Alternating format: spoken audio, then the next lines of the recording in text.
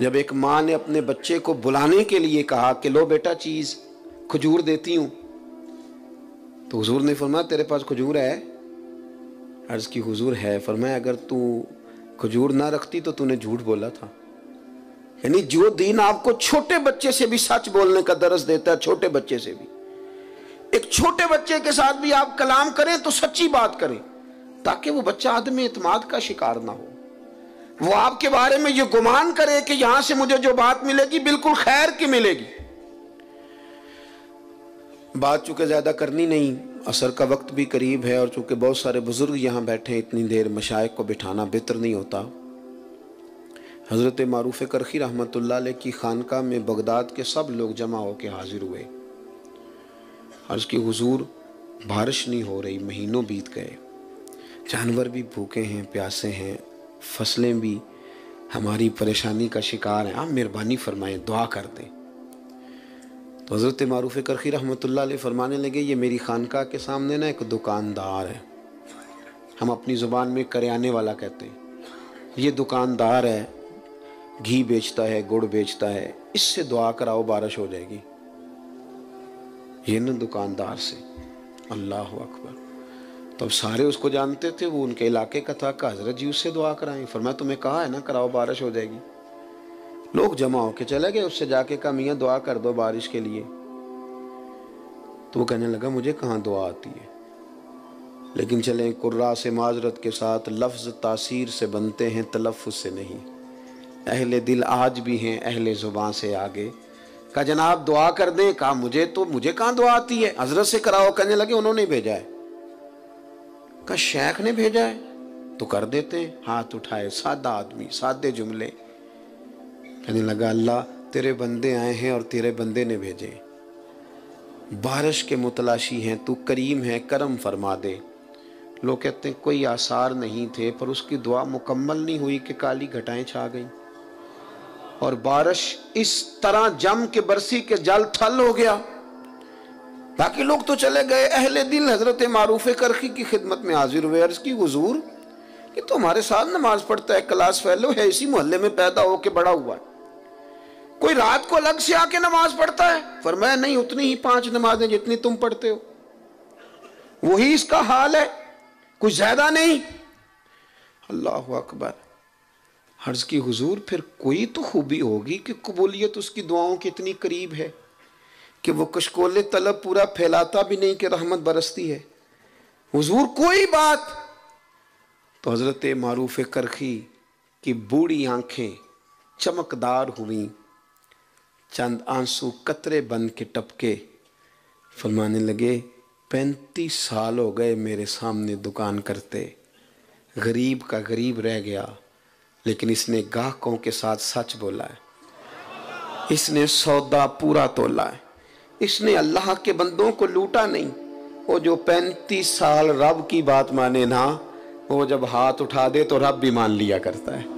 بس اتنی بات ہے، اس نے 35 سال دیانتداری سے وقت گزارا، اس کا دل صاف رہا، اس نے صفائی کے ساتھ ڈیوٹی کری۔ اب وہ جب ہاتھ پھیلاتا ہے تو مالک بھی قبول کر لیتا ہے۔ وہ میرے بھائی، اگر طبیعتیں اس طرح کی ہوں، لہجے اس طرح کے ہوں کہ ہم نہ بہت زیادہ پھیلنے کی بجائے محدود ہوں، لیکن سچے ہوں، کھرے ہوں، دیانت والے ہوں۔ تاریخ ہمیں بتاتی ہے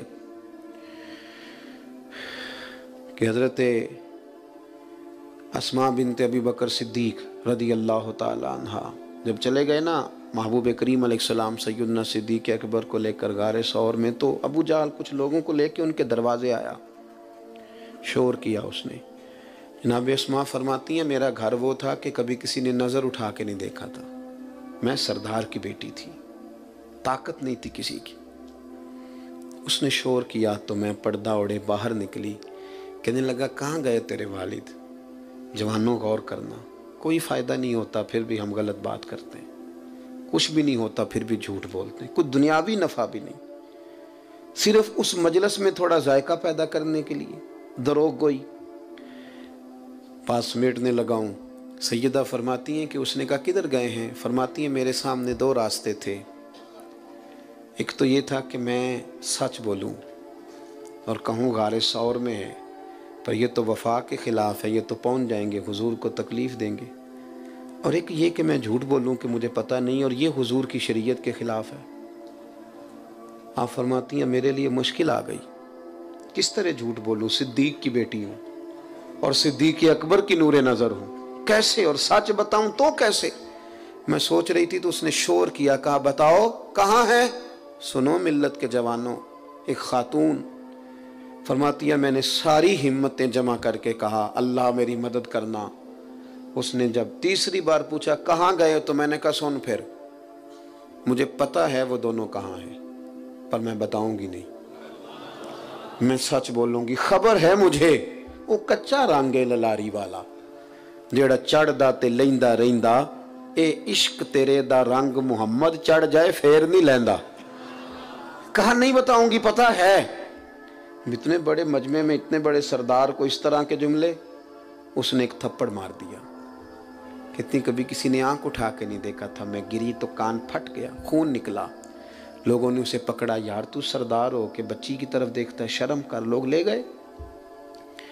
فرماتی ہیں اسی طرح میں نے کان لپیٹے۔ آج جو حاجی گارے سور پہ جاتے ہیں وہ بعد میں آ کے میری طرح ڈینگے مارتے ہیں کہ ہم ہو آئے، ہم چلے گئے تھے، حالانکہ راستہ بن گیا، راستے میں کئی جگہ بیٹھنے کا بندوبست ہے، لیکن اس وقت جانا اور رات کو جانا اور اتنی مشکل سے جانا۔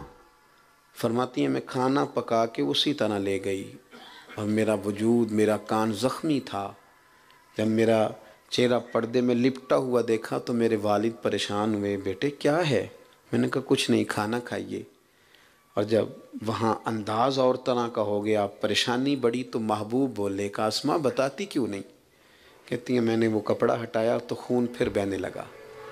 عرض کی یا رسول اللہ، معاملہ یہ تھا کہ سچ بھی بولنا تھا، وفا بھی بچانی تھی۔ حضور میں نے دونوں چیزیں بچائیں، تھوڑی تکلیف آئی پر دونوں چیزیں بچ گئیں۔ ہلکے سے آنسو حضرت صدیق اکبر کے نکلے، قربان جائیں، حضور نے خود اپنے ہاتھوں سے صاف کر دیے۔ ایک واری میری آنکھیاں چوں انہاں نے اتھرو پونجے سن، ہن تے چسکا پہ گیا رونے دا، تے ہر ویلے آہو زاری دا۔ محبوب کریم نے تسلی دی اور پھر ہاتھ اٹھا کے کہا اللہ میں ابو بکر سے راضی ہوں، تو بھی اس سے راضی ہو جا، میں راضی ہوں تو راضی ہو جا۔ اپنے زبان پر آپ نے اصلاح معاشرہ نام رکھا، تو قرآن کہتا ہے تم سیدھی بات کرو، یصلح لکم اعمالکم، اللہ تمہارے اعمال سنوار دے گا۔ اللہ تعالیٰ اہتمام کرنے والوں کو، آنے والوں کو برکات عطا فرمائے۔